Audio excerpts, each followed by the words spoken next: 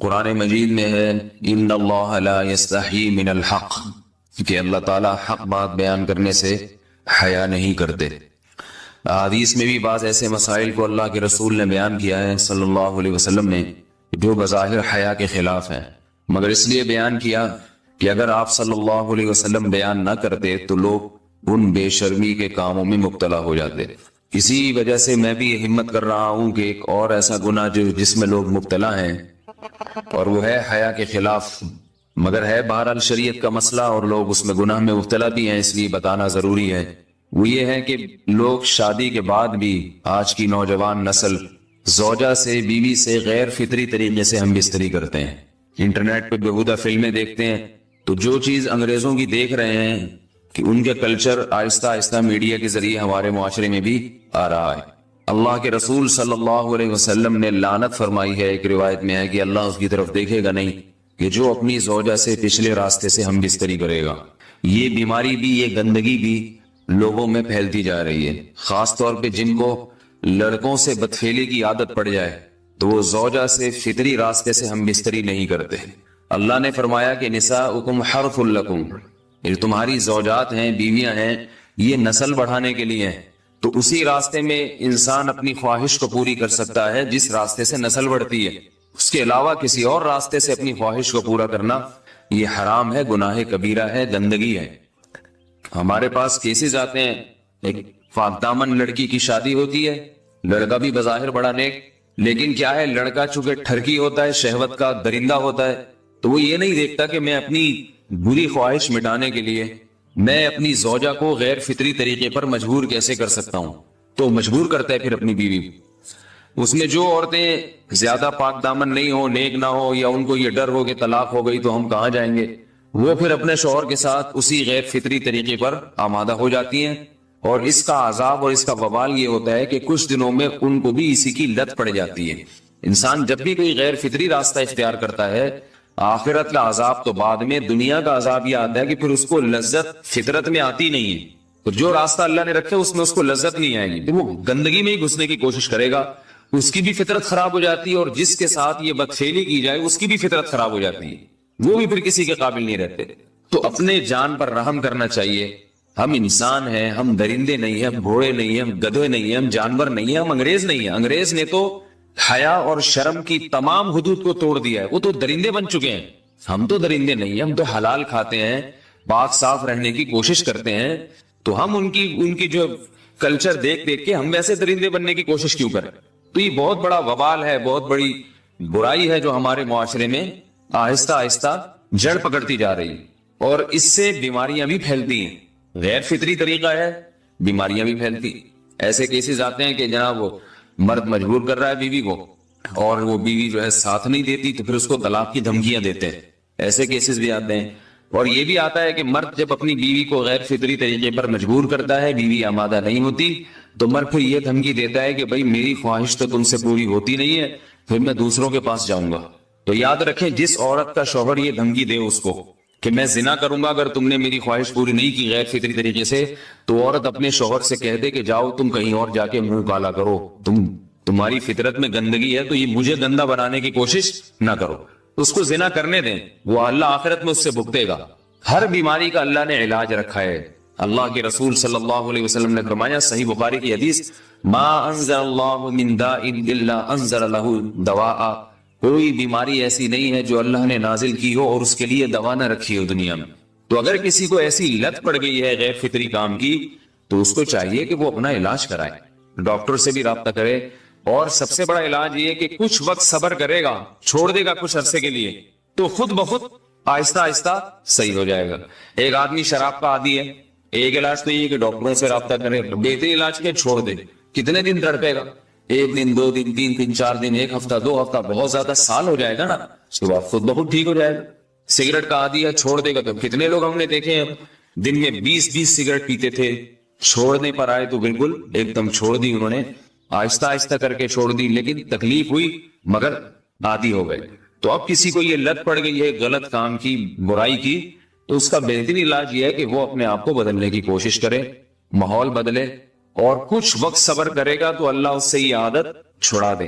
نہیں کی، صبر نہیں کیا اس نے، پھر اسی گندگی میں موت واقع ہوگی، پھر آخرت کا عذاب بہت سخت، نسلیں برباد ہو جاتی ہیں اس عمل سے انسان کی۔ تو بات حیا کے خلاف ہے، مگر یہ کہ ایک بزرگ تھے وہ بات فرما رہے تھے، تو کسی نے پوچھا کہ حضرت آپ حیا کے خلاف بات کرتے ہیں، تو انہوں نے فرمایا تم بے حیائی کے کام نہیں چھوڑتے، ہم اس چھڑوانے کے لیے بات کریں تو ہم برے ہیں، اور تم کام کرو تو بھی برے نہیں۔ برائی کا کام کرنے میں برا نہیں بنتا، اور برائی کے خلاف بولنے والا برا بن جاتا ہے کہ دیکھو یہ کیسی باتیں کر رہے ہیں۔ تو وہی باتیں ہیں، اس لیے ہیں کہ یہ معاشرے میں یہ برائی پھیلتی چلی جائے گی، اور یہ ہماری اپنا کلچر نہیں ہے، یہ امپورٹ ہو رہا ہے باہر سے، یہ امپورٹ ہو رہا ہے، یہ وہاں میڈیا کے ذریعے آ رہا ہے۔ تو وہ چیزیں دیکھا نہ کریں اور ان لوگوں سے دور رہا کریں۔ ہمیں تو دین کا داعی ہو کے ان کو ہدایت پر لانا تھا، بجائے ہم ہدایت پہ چل کے دوسروں کو چلانے والے بن کے ان کے راستے پہ ہم نے چلنا شروع کر دیا۔ اللہ تعالیٰ ہمیں اب دیکھیں ان کے ہاں ایڈز کا مرض پھیل گیا ہے۔ آپ بتائیے یہ ایڈز کا مرض ہمارا ہے کیا؟ یہ بیماری ہماری ہے یا ان کی ہے؟ ہمارے یہاں بیماریاں ہیں، کھانسی ہے، نزلہ ہے، ٹھیک ہے نا، بلڈ پریشر ہے، شوگر ہے، یہ بیماریاں ہماری ہیں۔ کوئی اللہ کا شکر ہے گندی بیماری ہمارے ہاں نہیں ہے۔ جتنی گندگیاں ہیں وہاں سے آ رہی ہیں، ایڈز کا مرض وہاں سے امپورٹ ہوا ہے۔ وہ ایڈز کا مرض اسی بدفعلی کی وجہ سے پیدا ہوتا ہے، اسی سے جراثیم پیدا ہوتے ہیں، اور اتنا خطرناک مرض کے ایسے متعدی ایسے پھیلتا ہے۔ افغانستان میں ایڈز کا ریشو 0 تھا، 0۔ وہ جانتے نہیں تھے کہ ایڈز کا مرض ہوتا کیا ہے۔ جب سے امریکن آرمی، برطانیہ آرمی افغانستان میں آئی ہے، فوجی آئے ہیں، افغانوں میں ایڈز کا مرض پھیل گیا ہے، انہوں نے وہاں بدفعلیاں شروع کر دی ہیں۔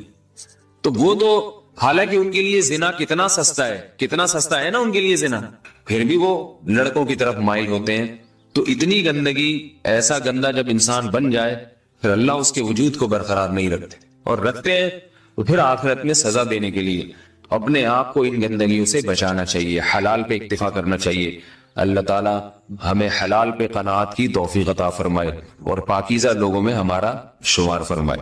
اگر شادی شدہ عورت 40 دن میں بھی ایک دفعہ، اچھا بھائی دیکھو یہ حیا کے خلاف مسائل جو ہے نا، یہ اس چینل پہ نہ پوچھا کرو۔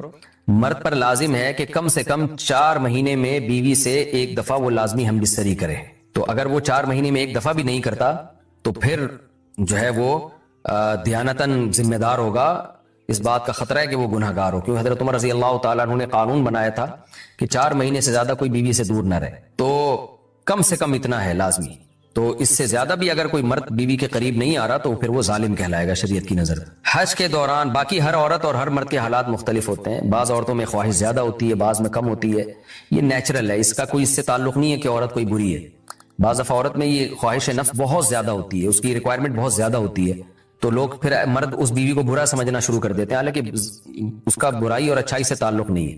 جیسے مردوں میں صحت کے لحاظ سے اور ان کے جو مینٹل ہیلتھ ہے اس کے لحاظ سے مردوں میں فرق ہوتا ہے، کسی میں خواہش بہت زیادہ ہوتی ہے، کسی میں کم ہوتی ہے، تو اس طرح خواتین میں بھی ہوتی ہے۔ بہت سی پاک دامن عورتیں ہوتی ہیں لیکن ان میں ڈیزائرز بہت زیادہ ہوتی ہے، تو یہ سب کی الگ الگ اللہ نے فطرت بنائی ہے، تو میاں بیوی اس کو ایک دوسرے کو بہتر سمجھ سکتے ہیں کہ کس کی کیا ڈیزائرز ہیں۔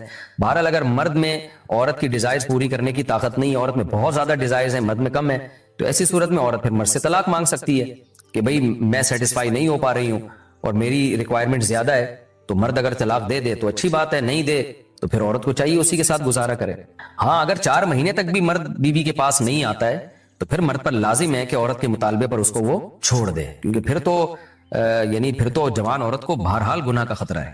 جسمانی تعلق نہ رہنے سے نکاح پر اثر۔ لاہور سے کسی نے پوچھا اگر میاں بیوی کا آپس میں کوئی جسمانی تعلق نہ ہو تو کیا نکاح پہ کوئی فرق پڑے گا؟ نہیں، اس سے کوئی فرق نہیں پڑتا، جب تک شوہر طلاق نہیں دے گا نکاح ختم نہیں ہوگا۔ یا اگر شوہر جان بوجھ کر بیوی کا حق ادا نہیں کرتا اور 4 مہینے سے زیادہ اس سے ریلیشن قائم نہیں کرتا اور بیوی بھی جوان ہے، اس کو گناہ کا خطرہ ہے، تو پھر وہ عدالت میں کیس کر سکتی ہے، اور پھر اس کا ایک پروسیس ہے، کس طرح سے نکاح ختم ہوگا تو اس پروسیس کو فالو کر سکتی ہے وہ۔ تو خلاصہ یہ کہ شوہر گناہ گار تو ہوگا کہ اس میں طاقت بھی ہے اور بیوی بھی جوان ہے، تو وہ کیوں اس کا حق ادا نہیں کر رہا، لیکن نکاح خود بخود ختم نہیں ہو جاتا۔ بیوی بچوں سے کتنا عرصہ دور رہ سکتے ہیں؟ بندہ کام کی وجہ سے 2 سال ملک سے باہر رہتا ہے، کوشش کے باوجود چھٹی نہیں ملتی، کیا اتنی دیر بیوی بچوں سے دور رہنا جائز ہے؟ نامعلوم۔ اوئے ہوئے ہوئے ہوئے بھائی دیکھیں، ایک تو ہے حضرت عمر رضی اللہ تعالیٰ عنہ کا مشہور واقعہ ہے کہ آپ نے کچھ خواتین سے پوچھا تھا کہ عورت کتنا صبر کر سکتی ہے مرد کے بغیر، تو بعض صحابیات نے بتایا کہ 4 مہینے. تو حضرت عمر نے قانون بنایا کہ جو مجاہدین محاذ جنگ پہ لڑ رہے ہیں 4 مہینے سے زیادہ دور اپنی بیویوں سے نہیں رہ سکتے. تو اس اصول کا تقاضا یہ ہے کہ وہ زمانہ بھی پاک دامنی کا زمانہ تھا، نیک لوگ تھے، تو اصول یہی ہے کہ 4 مہینے انتہا ہے عورت کے صبر کی. تو ایک نارمل عورت کے لیے اس سے زیادہ صبر کرنا مشکل ہوتا ہے. تو اس لیے بہتر یہی ہے، قانون یہی ہے کہ 4 مہینے سے زیادہ دور نہیں رہنا چاہیے. اور قرآن نے بھی یہ حکم دیا ہے کہ اگر کوئی قسم اٹھا لے کہ بیوی کے پاس نہیں جائے گا، قسم اٹھا لے، ایسے ہی نہیں بلکہ قسم اٹھا کے، تو پھر 4 مہینے میں طلاق واقع ہو جاتی ہے. بعض فقہا کے نزدیک عورت کو طلاق کا اختیار ہو جاتا ہے عدالت کے ذریعے، بعض کے نزدیک ہو جاتی ہے طلاق. تو اس سے بھی پتہ چلتا ہے، قرآن سے بھی اشارہ ملتا ہے کہ 4 مہینے جو ہے یہ ایک انتہائی مدت ہے ایک نارمل عورت کے لیے.